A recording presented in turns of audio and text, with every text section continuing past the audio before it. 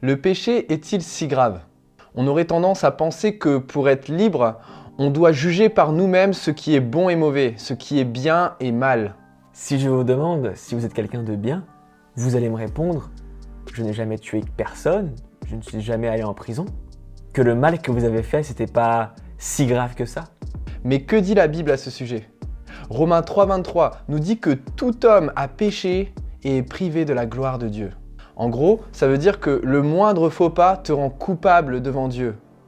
Par exemple, si tu te mets en colère contre ta petite sœur et que tu refuses de faire la paix avec, de lui pardonner, en fait, tu es en train de pécher. Les fois où tu as voulu, imaginons, emprunter un stylo et qu'en fait tu l'as jamais rendu, tu as volé. Ou pour les fois où tu n'as pas exactement dit la vérité, tu as préféré dire les choses à ton avantage. En fait, tu as menti. Ou pour les fois où tu as regardé avec insistance, avec envie ce gars-là ou cette fille-là, tu l'as convoité.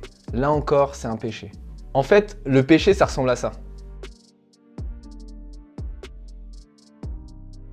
Tout comme cette goutte d'encre se dilue et remplit le verre, le péché contamine et pollue tout notre être.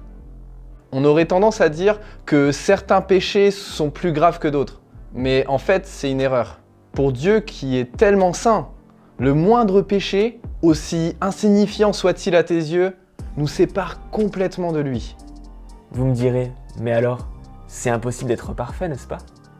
Et je vous répondrai « Oui, le péché est grave et il est impossible à vaincre. Mais il y a une solution. On vous propose de la découvrir dans une prochaine vidéo. »